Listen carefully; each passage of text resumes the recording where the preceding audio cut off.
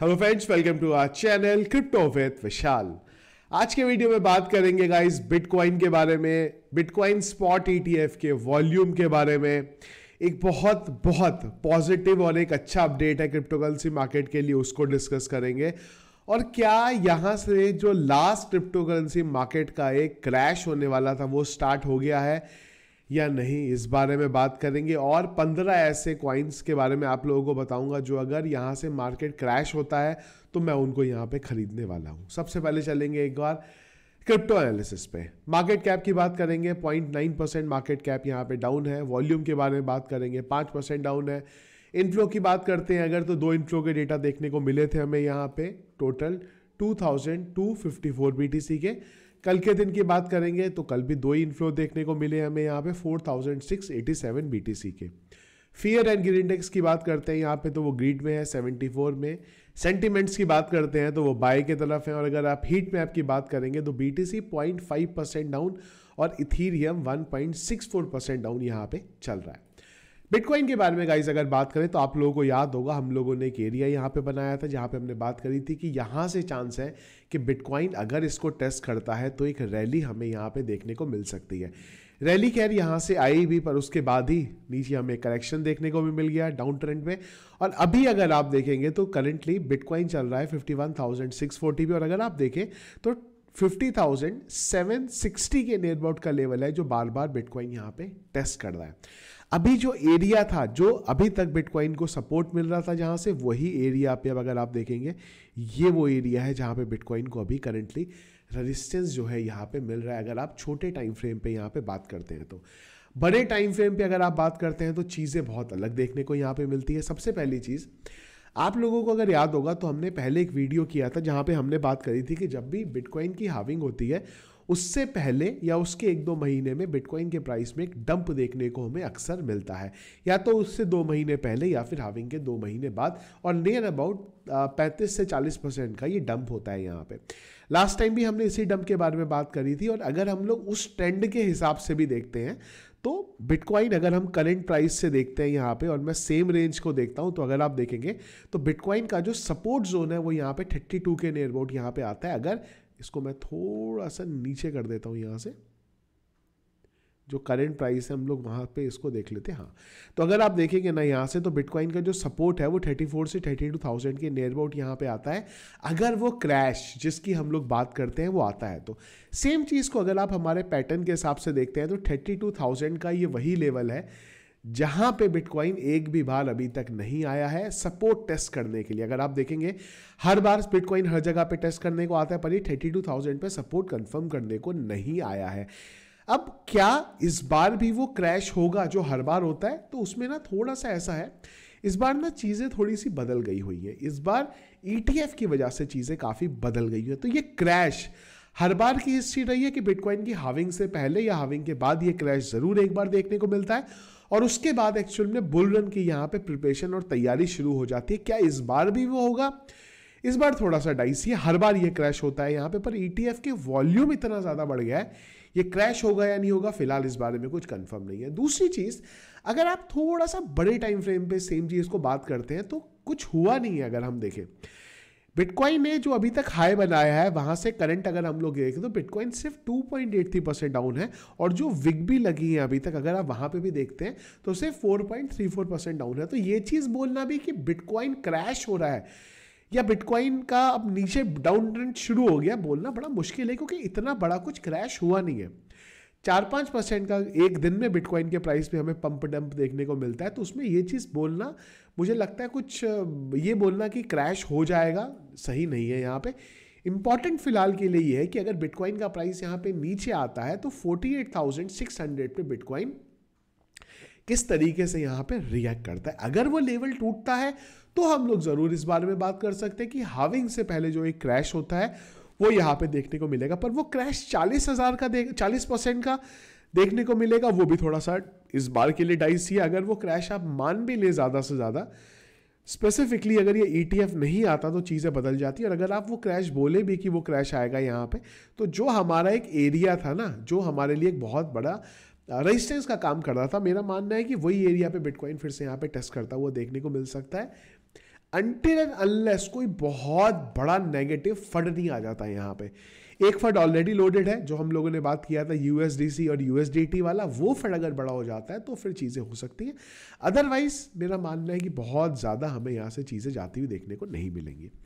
अगर इंपॉर्टेंट सबसे जो है वो है 48,600 का लेवल की, वो ब्रेक होना ज़रूरी है, उसके बाद ही चीज़ें होंगी।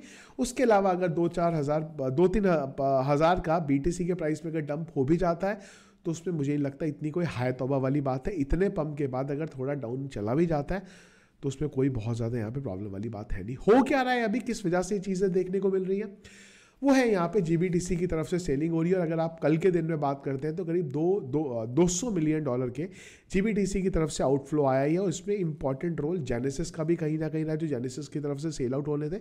तो वो प्रेशर फिलहाल अभी यहाँ पे ईटीएफ में हमें देखने को मिल रहा है, जिस वजह से थोड़ा सा बिटकॉइन के प्राइस में डाउन ट्रेंड की तरफ जा रहा है। दूसरी ये चीज़ भी है कि हम लोगों को ना आदत पड़ गई है बिटकॉइन को ऊपर जाते देखने की, तो उसमें अगर 2% का भी नीचे डाउनफॉल आ जा रहा है तो ये शुरू हो जा रहा है कि क्रैश हो गया। तो क्रैश होने के लिए बहुत सारी लेवल है, उसको ब्रेक करेगा बिटकॉइन, उसके बाद आप बोल सकते हैं यहाँ पे कि वो क्रैश हमें देखने को मिला है। दूसरी चीज़ अगर आप बात करते हैं कि ईटीएफ का क्या वॉल्यूम यहाँ पे जनरेट हो रहा है, तो अगर मैं 20 तारीख की बात करता हूँ तो 20 तारीख तक अगर आप देखें, क्योंकि कल का डेटा पूरा अभी तक आया नहीं है, यहाँ पे ब्लैक रॉक के पास अब तक 1,22,643 बीटीसी यहाँ पे हो गए। फिडेलिटी की बात करते हैं तो 87,557 बीटीसी हो गए। तो बहुत जल्दी जिस स्पीड में यहाँ पे ब्लैक रॉक चल रहा है, ये बहुत जल्दी मार्च में आपको जो माइक्रो स्ट्रेटेजी है उसको बीट करता हुआ देखने को मिल जाएगा।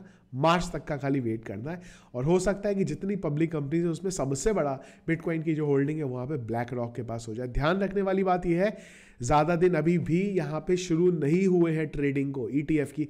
अगर आप देखते हैं तो मोटा मोटा 28 दिन की ट्रेडिंग में ही ब्लैक रॉक के पास 1,22,000 टोकन आ गए। सोचिए 2-3 महीने में नंबर कहाँ हो जाएगा। अगर हम लोग बात करें कितना बाय हुआ है, तो 20 तारीख को थोड़ा डेटा कम रहा है। ब्लैक रॉक की तरफ से 2,962 बीटीसी, फिडेलिटी की तरफ से 1,377 बीटीसी यहाँ पे बाय करे गए हैं। और अगर आप यहाँ पे बात करते हैं वेनिक की तरफ से, तो उनके वहाँ पे बड़ा एक अपडेट देखने को मिला। अभी तक बहुत छोटे छोटे अमाउंट पे बाय कर देते वो, पर 20 तारीख की बात करें तो 113 बीटीसी इन्होंने बाय करे। ग्रे स्केल की बात करें तो थोड़ा डिक्रीजिंग की तरफ वो चल रहा है, यहाँ पे 2,952 बीटीसी ग्रे स्केल की तरफ से यहाँ पे निकले। तो ओवरऑल अगर आप नेट देखते हैं तो 2,580 बीटीसी यहाँ पे ईटीएफ की तरफ से बाय करे गए अगर हम लोग ग्रे स्केल को हटाते हैं। तो अगेन जो 900 के 900 यहाँ पे आए थे माइनिंग के थ्रू, वो सारे के सारे निकल गए यहाँ पे ईटीएफ के पास पे। बड़ा अपडेट, और ये दिखा रहा है कि कितनी चीज़ें बदल गई हुई है। कि बिटकॉइन के बारे में एक ज़माने में ये बोला जाता था कि बिटकॉइन स्कैम है, एक तरीके से मनी लॉन्ड्रिंग के लिए यूज़ होता है, गलत एक्टिविटीज़ के लिए यूज़ हो सकता है। और आज माइक्रो स्ट्रेटेजी S&P 500 के अंदर आने वाली है यहाँ पे, वो कंपनी जिसकी सबसे बड़ी जो होल्डिंग है वो बिटकॉइन के ऊपर है। बेट लगाई उन्होंने, और बिटकॉइन के थ्रू आज अगर आप देखें तो $10 बिलियन के बिटकॉइन उनके पास पड़े हुए हैं। $3 बिलियन का अनरियलाइज प्रॉफिट जो है, 3 बिलियन से ज़्यादा इनफैक्ट जो है वो माइक्रो स्ट्रेटेजी को यहाँ पे हो रहा है। तो पूरे इकोसिस्टम के लिए बहुत बड़ी चीज़ है। स्पेसिफिकली ईटीएफ के बाद जो नैरेटिव था बिटकॉइन को लेके, क्रिप्टो को लेके, वो काफ़ी हद तक यहाँ पे चेंज होता हुआ देखने को मिला है हमें। इसके अलावा बड़ी इंटरेस्टिंग चीज़ भी एक ट्विटर के ऊपर ट्रेंड हो रही थी, मुझे लगा बात करनी ज़रूरी है इस बारे में, वो है 1 बिटकॉइन। यहाँ पे नॉर्मली बोला जाता है कि अगर आपके पास 1 बिटकॉइन है, आज हमें ये देखने को लगता है कि यार 1 बिटकॉइन ठीक है $52,000 का, पर आने वाले टाइम में इसके आगे एक जीरो लगता हुआ देखने को मिलेगा। और हो सकता है 1 मिलियन से लेकर 1.5 मिलियन के बीच में 1 बिटकॉइन का प्राइस आप लोगों को देखने को मिले। इंडिया के हिसाब से बोलूँ, देखो 1 बिटकॉइन हर कोई यहाँ पे अफोर्ड नहीं कर सकता है, पर मेरा मानना है कि 0.1 बिटकॉइन एटलीस्ट कोशिश करिए। अगर आपके पास फाइनेंशियली आप स्ट्रांग है और रख सकते हैं, 0.1 बिटकॉइन एटलीस्ट अपने पास ज़रूर रखिए। लॉन्ग रन पे बहुत ज़बरदस्त प्रॉफिट आप लोगों को यहाँ पे देखे जाएगा। अब बात करते हैं कि अगर ये क्रैश होता है यहाँ पे, अगर बिटकॉइन का प्राइस एक्चुअल में नीचे की तरफ जाता है यहाँ पे, और हमें बिटकॉइन का प्राइस जो हाविंग से पहले एक डंप होता है वो डंप देखने को मिलता है, और 42,000 से 44,000 के बीच में बिटकॉइन का प्राइस देखने को मिलता है, तो ऑल्ट कॉइन्स में त्राहिमाम मचेगा बिल्कुल। और उस टाइम पे कुछ प्रोजेक्ट्स है जिसको मैं यहाँ पे फिर से बाय करके और उनको होल्डिंग अपने पास, लास्ट मुझे लगता है वो डाउनफॉल होगा यहाँ पे, उसमें मैं रखना चाहूँगा। जो प्रोजेक्ट्स हैं इसमें हर तरीके के प्रोजेक्ट्स मैंने इंक्लूड किए हैं। कुछ ऐसे प्रोजेक्ट्स भी हैं जिन्होंने लास्ट बुल रन भी देखा है, पर मैक्सिमम प्रोजेक्ट ऐसे हैं जिन्होंने लास्ट बुल रन नहीं देखा था, उनका पहला बुल रन होगा यहाँ पे।